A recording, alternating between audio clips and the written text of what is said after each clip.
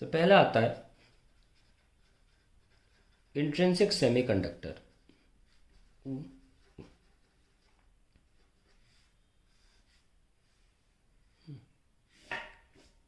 These are pure semiconductor substances. Normally या generally लिख लो, generally group 14 elements germanium and silicon are used as pure semiconductor.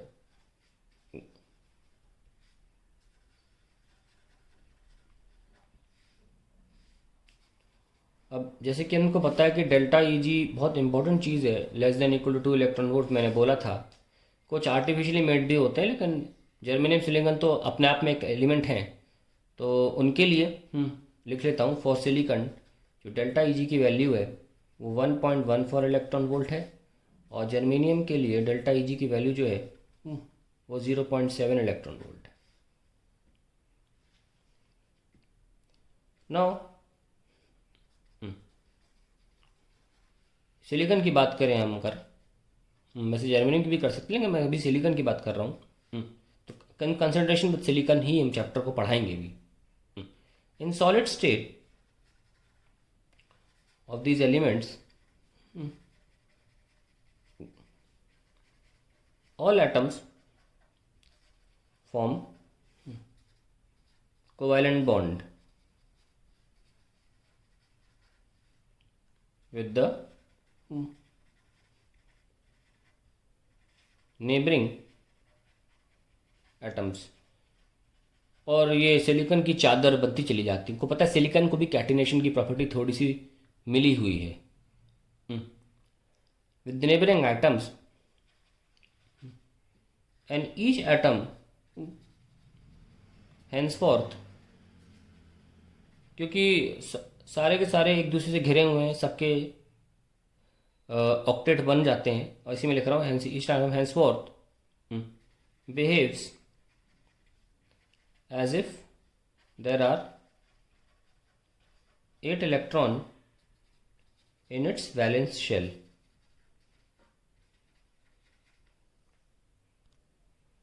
तो हम बना के दिखाते हैं आपको सिलिकॉन का एक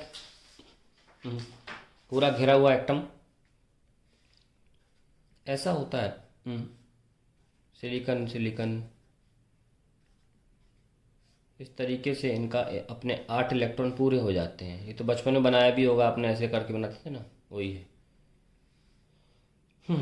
अब इसको हम सॉलिड लैटिस में कैसे दिखाएं, कंडक्शन बैंड में कैसे दिखाएं, और कैसे इंट्रिंसिक सेमीकंडक्टर दिखाए जाते हैं, कैसे उनमें इलेक्ट्रॉन्स कंडक्शन बैंड में जाते हैं। लेट अस सी। ये है हमारा कंडक्शन बैंड।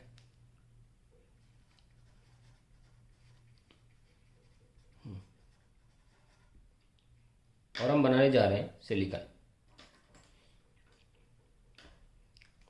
ब्लैक से ही बना लेते हैं, कोई फर्क नहीं।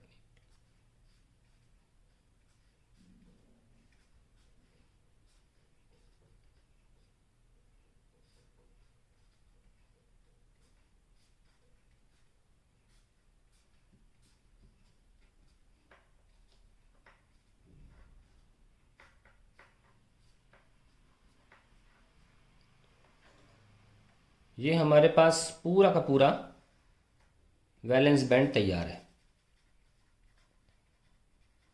ये सब क्या है? Covalent bond. तो अभी तक जो बैंड डायग्राम के फॉर्म में दिखा रहा था, अब मैं उसका आपको थोड़ा और रियलिस्टिक अप्रोच दिखा रहा हूँ, कैसे बैंड वैलेंस बैंड में सिलिकॉन से एक दूसरे से जुड़े रहते हैं और कैसे इलेक्ट्रॉन्स ट्रांसफ़र होते हैं।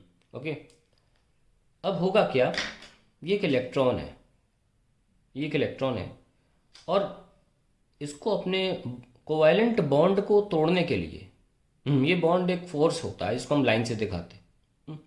तो इस फोर्स को ओवरकम करने के लिए 2 इलेक्ट्रॉन वोल्ट से कम की, और सिलिकॉन के केस में कितनी एनर्जी चाहिए होती है? Delta E G is 1.14 electron volt required होती है।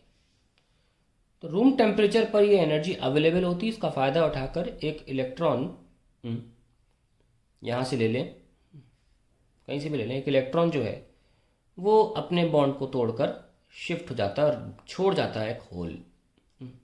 यहाँ इलेक्ट्रॉन चले जाते हैं और कहीं मूव नहीं मतलब आप मान सकते हैं मूव करते हैं, रैंडम मोशन करते हैं, एक रेगुलेटेड मोशन नहीं करते, they do a random motion.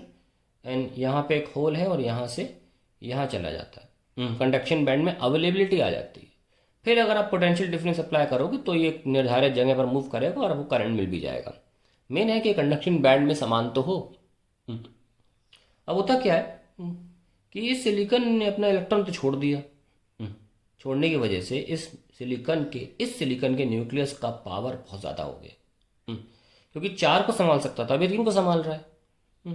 तो 3 को संभालने वाला सिलिकॉन का न्यूक्लियस ज़्यादा ताकतवर होगा, क्योंकि तो 4 को संभालने की ताकत रखता था, उसके पास तो लोड कम हो गया ना। इसकी वजह से आसपास के सिलिकॉन के इलेक्ट्रॉन्स पर ज़्यादा असर हो जाएगा सिलिकॉन का और वो अपने बॉन्ड को नहीं छोड़ पाएंगे। इसलिए काफ़ी दूर का एक सिलिकॉन अपना इलेक्ट्रॉन छोड़ेगा और एक दूर जाके एक होल क्रिएशन होगा। तो यहाँ भी एक होल बन जाएगा, होल क्रिएशन। यहाँ पे एक और इलेक्ट्रॉन आ गया।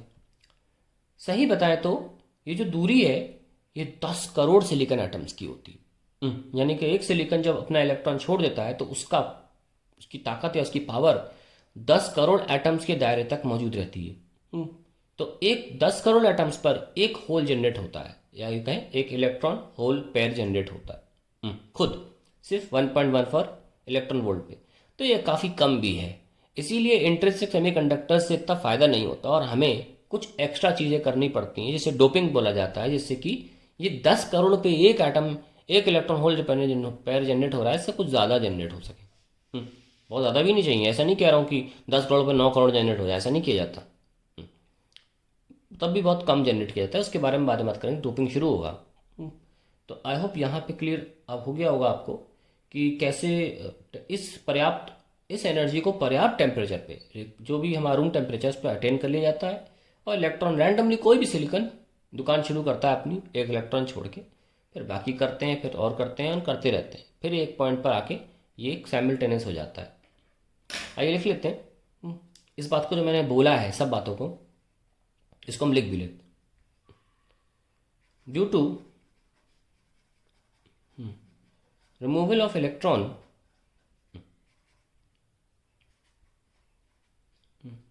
सिलिकॉन विल, मतलब जिसने छोड़ा है ना, लिखे दैट सिलिकॉन एटम लिखना चाहिए, कोई बात नहीं, that silicon will hold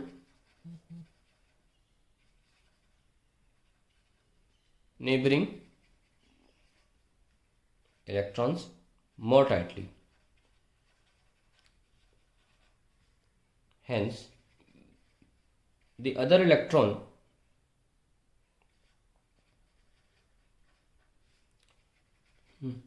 will move to, which will move to conduction band, will be far away from this silicon. ठीक है ना, ये भी देख लीजिए आपकी, मैं वो बात भी लिख देता हूँ जो मैंने बोली थी। 1 × 10⁸ 10 crore atoms in 1 × 10⁸ atoms provide 1 electron hole pair. एक बात और देखें कि क्योंकि एक इलेक्ट्रॉन है तो एक होल जनरेट हो रहा है, हर एक इलेक्ट्रॉन पे एक होल जनरेट हो जाता है। तो यहाँ पे लिख लें कि नंबर ऑफ इलेक्ट्रॉन्स, तो ये एक पॉइंट ये हो गया, दूसरा पॉइंट ये हो गया और तीसरा पॉइंट ये लिख रहा हूँ कि number of electrons is equal to number of holes in intrinsic